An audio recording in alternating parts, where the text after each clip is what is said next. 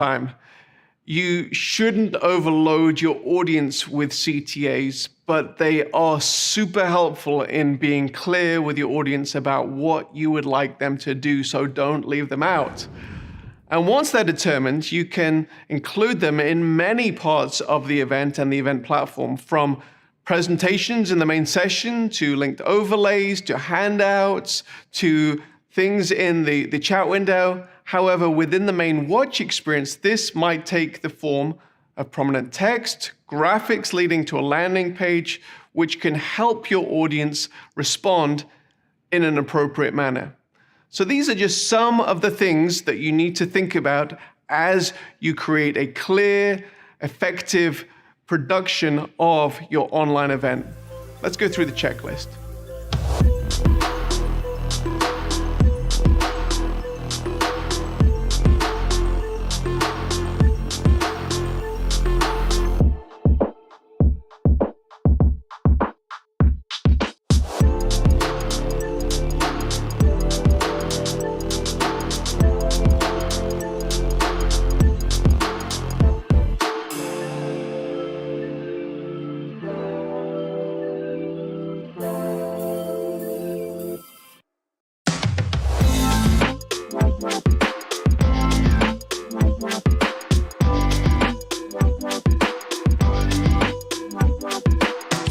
In this session, we want to take some time to discover how you can get your audience involved in the event.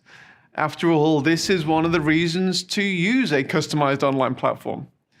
Providing customized communication opportunities throughout the event, both from you to the attendees, between the attendees, and from the attendees back to you, is highly desirable to keep audience engagement high and for everyone to achieve the objectives they have throughout the event. Sardius provides a number of options for these purposes. Firstly, moderated chat and watch parties. Providing your audience with the ability to chat as a group or as a smaller geographic or affinity-based watch parties has become an expected feature in recent years. We've already mentioned the pitfalls of having too many attendees in a chat window and the rationale for watch parties. However, to get the most out of this feature, it's helpful to think intentionally about how you would like attendees to interact, rather than allowing the unmoderated Wild West, unproductive, and sometimes downright nasty comment sections many will intentionally avoid, or some websites.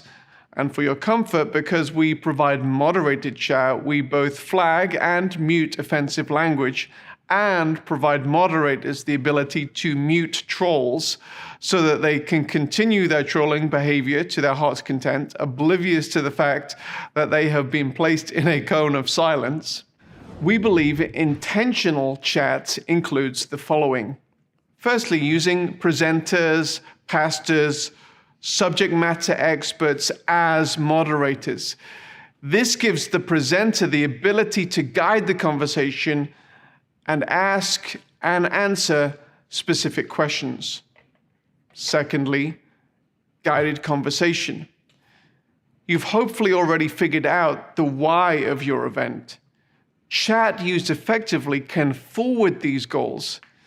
If you're in a watch party with an affinity group with a subject matter expert moderating, this can be an opportunity for an enriching conversation. It's even an opportunity to network in a way that is more natural around mutual interests versus awkward, cold, open conversations. It may be that from such a productive chat that the moderator decides to open up a video conference room and the group can continue the conversation in a face-to-face setting. Direct messaging with the moderator. We'll address attendee-to-attendee networking later on, but one option that has proved effective is for private direct messaging to the moderator for a number of reasons. It may be that the moderator or the on-screen presenter has asked for questions, and this can be facilitated through the direct messaging feature. It may also be that the attendee has a private counseling or prayer needs that the moderator can take offline with the attendee. Sardius generally provides moderated training as part of our bespoke events, as we believe in the potential of this tool if used correctly. Other tabs and integrations in the sidebar. While much interaction can happen around the chat between the attendees and the event host, the sidebar is a critical area of event interaction that is not limited to simply chat. Different tabs on the sidebar can add different types of interaction depending on the type of meeting that you're hosting. Examples of other tabs that we've done might be an integration with an online Bible, might be notes for church meetings, might be a giving portal. We've even done a kind of a cool retro game that we've included in there for when people are kind of bored. We put this Pong game there. But there's many other things that we can do. Polls and trivia is a crucial area in that area that we've built out. These are just a few ideas, but try us out and see how else you can interact with your audience and bring value to your event. Downloadable content. Conferences are a great place to point people to buy other content through commerce links and integrations.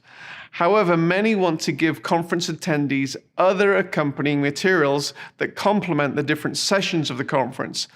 So these might be ebooks or handouts that highlight certain training topics. They may be other audio or video content that take the attendee deeper into a certain topic that communicates added value to the attendee who's at the event and can be delivered as part of the platform rather than the presenter simply referencing the resource but not giving the audience an easy on-ramp to actually access the content. Typically, we have that around the video window, so it's an easy click to download that content. Polls and trivia. One of the benefits of live broadcasting your event is the ability to directly engage with the audience in real time. This means that the audience can ask you questions in real time, but it also means that you can ask questions of the audience and then interact with those answers. This may be through traditionally polling on issues that are important to your mission, or it may even be through trivia competitions where there is a prize at stake. Keeping your audience on their toes through a degree of gamification may not be the worst idea in the world. Overlays. In many event scenarios, it's helpful to include a degree of video graphics over the video. This might be lower thirds describing who is speaking now. It might be a logo placed at the top corner of the video. It might be a call to action for giving campaign. It might be a call to buy a product, the latest book of the speaker. While it looks good to include these graphics, it's also helpful if such overlays can include a hyperlink to the specific call to action that is being highlighted at that particular moment. The Sardius platform offers the event producer the ability to schedule such hyperlinked overlays or simply to trigger them in the moment when the call to action is happening. Even if the trigger is spontaneous, such overlays need forward planning and creating so that the presentation can be seamless. In some events, you may have already created custom animated graphics that are already embedded within the video. It's still possible to make such graphics interactive by creating transparent hyperlinks to place over the in-video graphics. So these are just a few of the ideas of how you can get this interactivity between your audience, yourself, and between your audience. We'll cover networking in a future session, but let's go over the checklist now.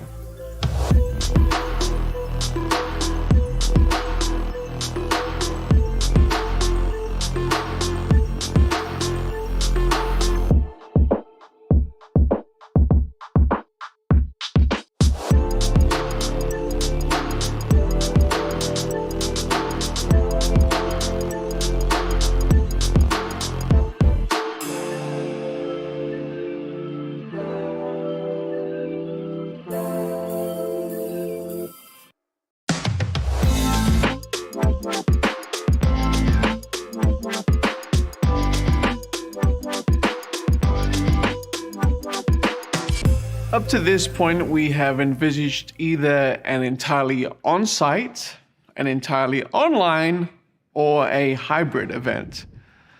However, there is another option that has become increasingly popular, and that is to offer physical or online host sites. What's a host site? A host site may be a home, a church, an office, or any other location where attendees can gather in smaller groups to participate in the event. Providing an excellent host site experience, like every other component of a world-changing event, needs intentionality. We will leave the hospitality and the in-person network elements to one side for now, and focus on the broadcast and the online components. The first thing that is important to ensure at your host site is that you have good video and audio quality. This might be as simple as casting the video player onto a large TV screen in a home or an office.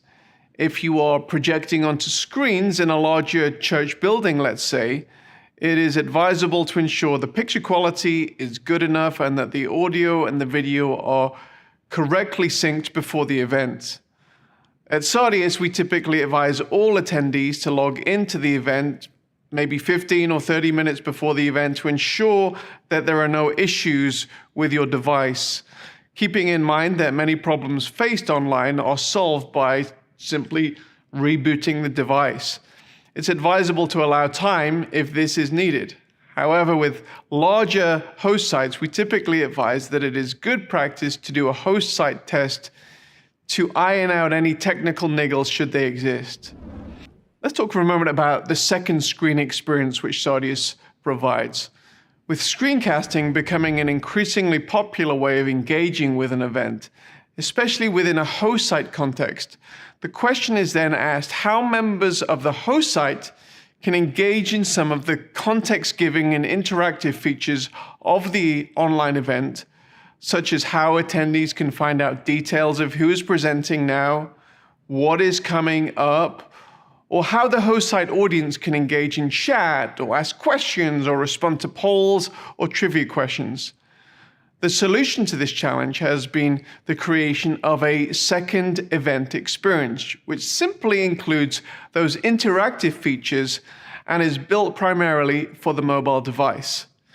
This can be used in host site situations as well as actually on-site in a physical in-person event, and gives you as the event producer the added benefit of obtaining better quality analytics from the event than simply receiving that one IP address which is casting on the big screen. Now you have all of the participants participating and you can get all of that data.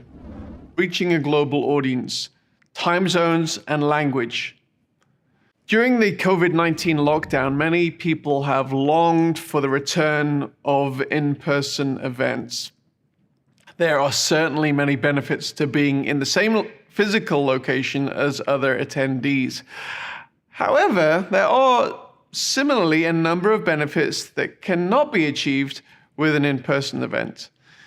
We've already addressed the ability for presenters to join the event from all around the world. And this global nature also applies to opportunities related to broadcasting of the event. If a hybrid event is taking place in, say, California, there would previously have been an expectation that if someone in Europe wished to join with that live event at 7 p.m., say in Los Angeles, they would have to be watching at 3 a.m. in London. Ugh. However, if your event has a sizable global audience, or if one of your metrics is to increase the number of global attendees, there are a number of adjustments you can effect to make the event more accessible to these global attendees. Number one, translate the broadcast. This can be done as an alternate audio stream or with closed captions. Secondly, translate the whole experience. This entire event experience can be translated into target languages. Not just the broadcast, but everything around it is translated into the target language. Thirdly, adjust the timing of the event.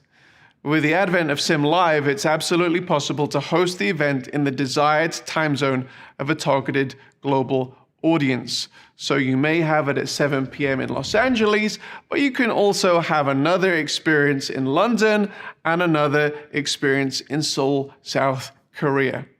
So those are just a few of the things that you can do to engage your global audience, and for you to think intentionally about how you can engage not only an American audience, but a European audience and an Asian audience.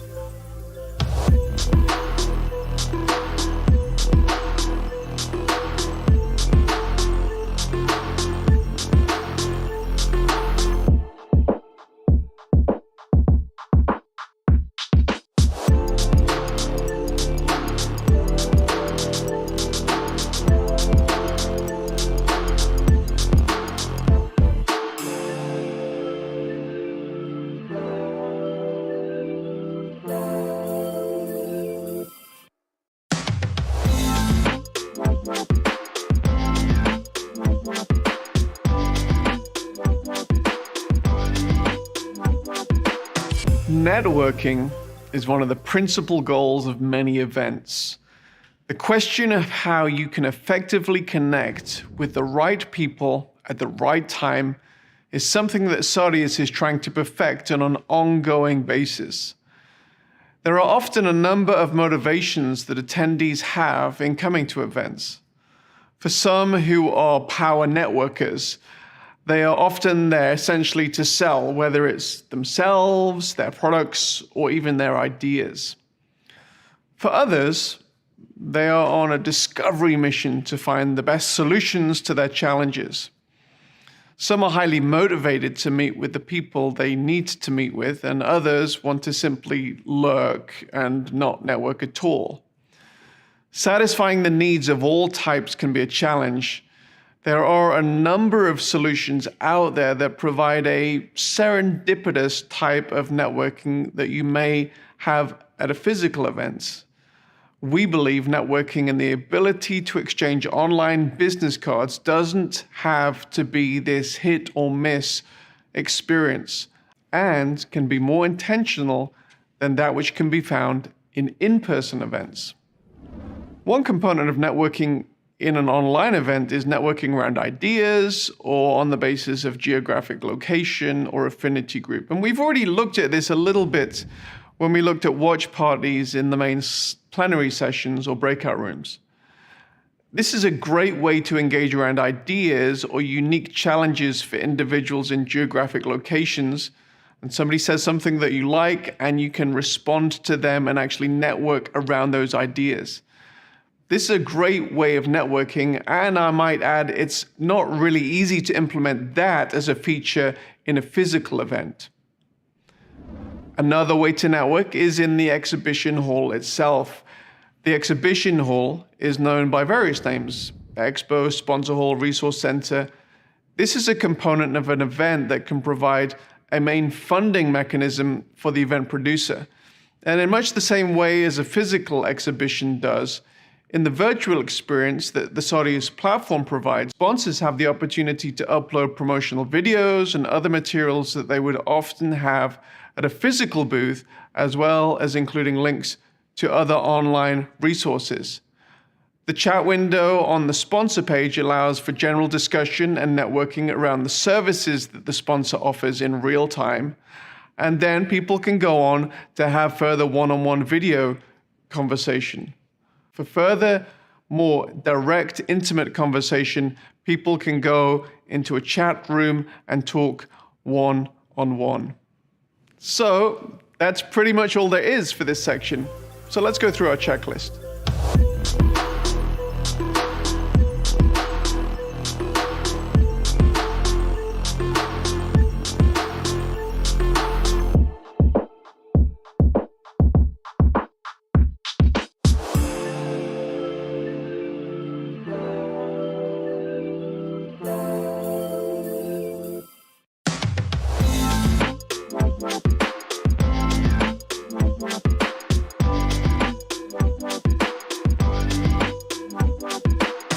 While there are many benefits for event broadcasts to occur in real time with an audience experiencing the event at the same time, There are different benefits in both supplying an event with extra video-on-demand content.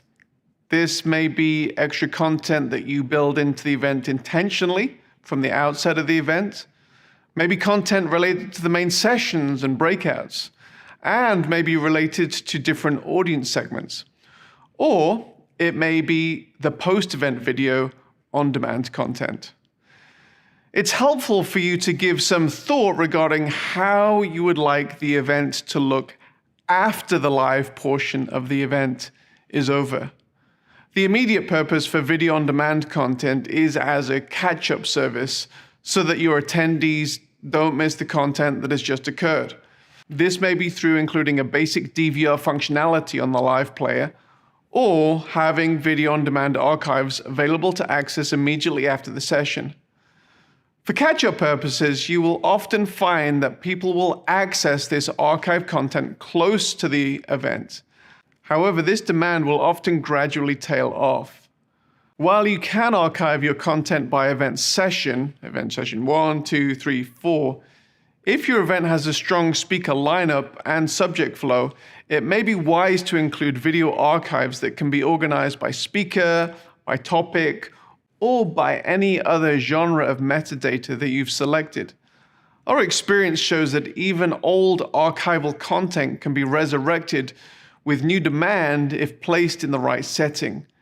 If building a strong post-archive experience is something you want to achieve, it's important that when you're planning for the event, you ask the basic permissions that are needed for this to happen. On the Sardius platform, we will help you create what we call the quote-unquote post-event, which is what the event will look like to the event audience or any other audience who subsequently signs up to the event after it is finished. With this being the case, it's important to finish the event strongly and provide thought as to how you can maximize the benefit of the experience.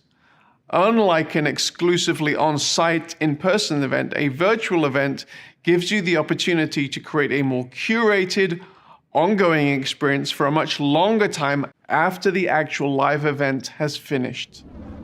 Determining the right analytics. Now, this little part of our guide could have been placed near the beginning, as it goes hand in hand with determining your metrics of success. However, it is also typically the last part of the event. It's important with any event that you look back retrospectively and determine your successes and your failures, the areas that can be improved, and the areas that need to be dispensed with in the future. With online events, it is in some ways easier to determine the level of engagement in each component of the event, as you have the ability to quantify to some degree how your audience engaged with each video and part of the event. There are a number of ways that Sardius sets up analytics. However, as with many aspects of the world-changing event, how you set up analytics is determined in many ways by what you need to see to establish whether the event has been successful. The analytics we receive are based on, firstly, player statistics. The built-in statistic engine on the Sardius platform is focused on stats around the video players in your event. This means that there are many and varied analytics around the demographics of who watched your video content, where they watched it from, on what device they watched it on, how long they watched it for, which content they skipped, and which they engaged in. In addition to those video player analytics, you can also get page analytics. We also have this ability to apply your Google Analytics account to different components of the event. This also includes your sponsor's ability to include their Google Analytics account on their sponsor experience, which gives you the ability to track page views versus player views. This can give you the ability to track how many individuals click through on certain calls to action. And some of these calls to action may be key to your key metrics in the event. Ultimately, there's no silver bullet to ensure without a shadow of a doubt that your event will be successful. There's inherent risk involved in pretty much everything in life. However, If you follow the steps outlined in this guide, you have a much greater chance of not only knowing what you want to achieve, but actually achieving it. Obviously, as the size and the complexity of your event grows, the checklists of tasks to complete the event successfully will grow. If you're already a Sardius client, our event management team is waiting to get into those many lists of tasks that have to be completed so that you will have a world-changing event. If you're not a client, our business development team is really open to having a conversation about whether Sardius is the right platform for you at this moment to take your event to the next level. No matter if you use Sardius or not, we're rooting for the success of your events and your organization. And I thank you so much for taking the time to go through this event guide.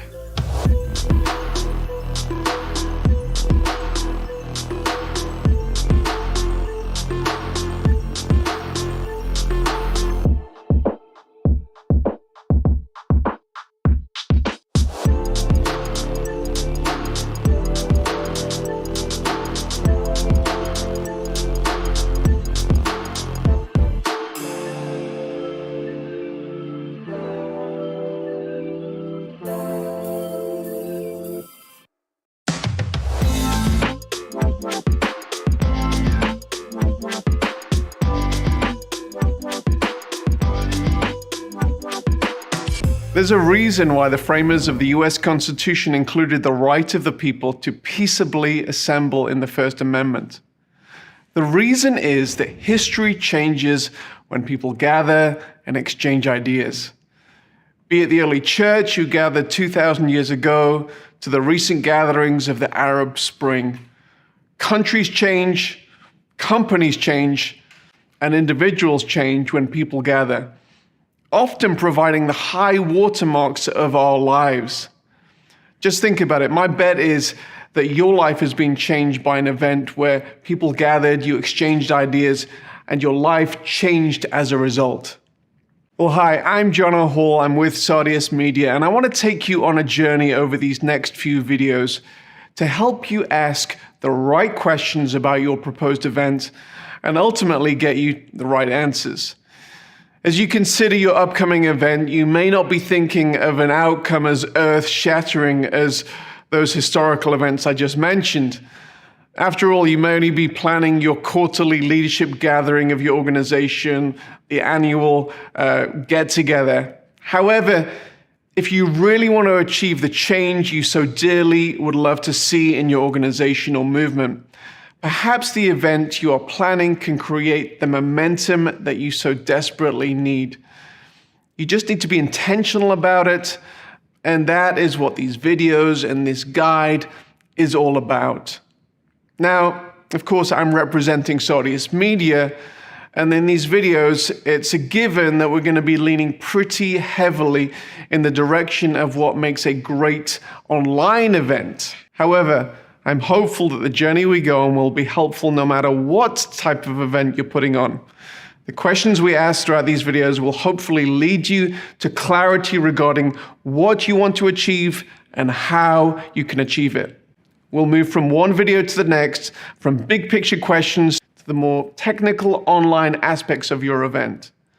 We're rooting for your event success and hope that the following video and guide will help you navigate these waters. I'm looking forward to our time together. Let's get into it.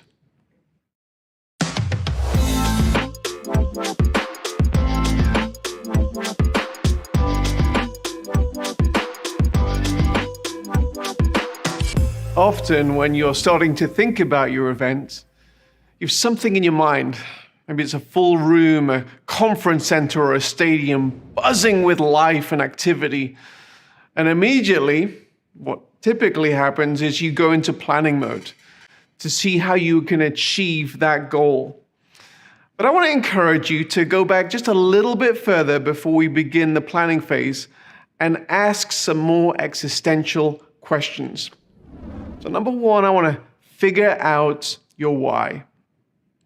Whether you're having an in-person event or an online event, one of the first things you need to determine is what exactly the metrics of your success or in the event. These metrics are not primarily related to the number of people attending the event, although getting a big crowd may certainly be connected to your metrics. If you're hosting a product or a service launch, your ultimate goal will be related to the sales that are derived from this event. The amount of people who attend the event may therefore be a key indicator of success, but getting the wrong crowd that results in very few sales may lead you to adjust your strategy later on. In this regard, just getting the big crowd might make you feel good in the moment, but it would be more helpful for your team to talk about the real metric of sales and plan towards that particular goal. Now, if your goal is to communicate your vision to your superfans, your radical core audience, having a huge crowd with hundreds of thousands of people may surprisingly actually work against your main metric. If your audience wants to be addressed as if they are the only one that matters, including them just as one of the many thousands of the audience may be a bad idea. So I want you to think deeply about the metric of success, whether it's online or in person, and work with your team to achieve that particular goal. Now, let's translate some of these thoughts to putting on an online event. Now, in the TV industry, getting the eyeballs is a key indicator of success. Large numbers are also attractive to online broadcasters as they can result in advertising revenue. The strategy for engaging your audience online may be the same, simply gathering a big crowd. And if a simple big crowd is the objective, then maybe the right strategy is simply to go out on all the platforms like YouTube and Facebook. But if you're really honest with yourself and think about it, your goal is probably more than simply the eyeballs. And so when you think about it, there are some limitations to that strategy. Maybe you don't want to simply give away all your audience's data to those particular social media platforms. Maybe you want to serve them yourself. And that's why we're seeing the emergence of many OTT media platforms. Previously, you would watch content through the major media outlets, ABC, NBC, BBC, now Facebook and YouTube. And now the content makers are going, quote unquote, over the top to reach their markets directly. Think about Disney Plus, Discovery Plus, and the multitude of other niche brand video channels who are engaging their core audience directly. Getting to know who your core audience is, your super fans, your radical core, and engaging them around topics that are relevant to their life may be a more efficient and effective way to energize your people, who will then leave the event and immediately sell the vision to 10 more of their friends and therefore grow your superfan radical core. Now, choosing the right type of event is important. There are different types of people, there are different types of objectives, there are different types of events. It's important to understand the difference between meetings. In some meetings, you need to achieve deep collaboration between attendees, while other gatherings are about gathering as many people as you can to mobilize them behind a specific vision. Sometimes you need an intimate fundraising banquet, and other times it's a rock concert that you're after. There's no right type of event which is better than another, but it is important to recognize what you're trying to achieve and choose the right medium to communicate exactly what you need to. Now, there generally is a right type of event for what your present needs are, and you shouldn't spend a whole bunch of time and money and then later on realize that you've made a poor choice to achieve the desired goals. And so that is why I want to encourage you to be intentional in figuring out the right medium. The rationale and motivation for an online event is just as important as the rationale and motivation for an in-person physical event. There's not one type of online event that you have to go down. It's often possible to mimic the aspects of a physical in-person event when you're having an online equivalency. However, it's important to recognize the differences between online and in-person events. Simply being online means you are communicating in another medium, and while this offers many benefits over in-person events, there are similarly many elements that cannot and shouldn't be reproduced. Online communication is better for intense, effective, focused, interactive information sharing, as well as focused networking, one-on-one meetings. While physical events can be much better for creating space and time, more serendipitous networking, having meals, coffees, and walks. Similarly, you will never experience the intense, ear-bleeding, emotionally high experience of being in a mosh pit at a concert online. However, you can experience a perhaps more intimate, artistic experience through a broadcast feed. It's also important that you think in a correct manner about your financial budget. It is so possible for you to lose a significant amount of money in organizing a large-scale event. However, it is important also for you to consider the financial aspects in the right way. As with many endeavors in life, it's also important not to underestimate the potential financial benefits and use false economy in planning your event. Many of the components of a successful event will involve spending, and this includes your stage lineup, your production budget, or broadcast distribution budget. Often your event will only be as strong as the weakest link. For example, you may decide to go big on funding a high-end speaker or band, and then skimp on the production budget. In most scenarios, this would be a bad decision. And the same is true for online delivery of your event. There are some amazing solutions being offered on the market at the moment, and it's important that you don't skimp on providing an amazing experience for your audience. Now, we have advised many event coordinators who are hosting large events, and often the first component that is considered is the lineup of presenters on stage. Maybe it's famous bands and speakers who will have the ability to gather a crowd. Gifted and charismatic stage personalities are great, and they may form a component of your overall strategy.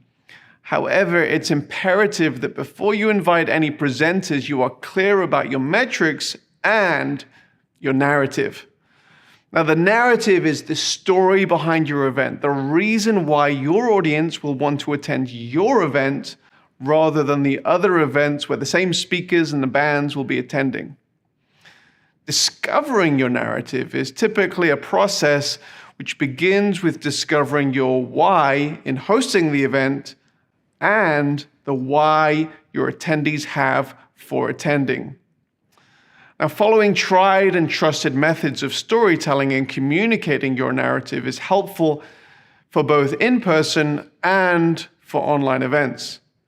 Thinking of your potential attendees as the hero of the story that you are inviting them into, and with you as the trusted guide, is ultimately helpful to all parties and the vision which you would like to invite the attendees into.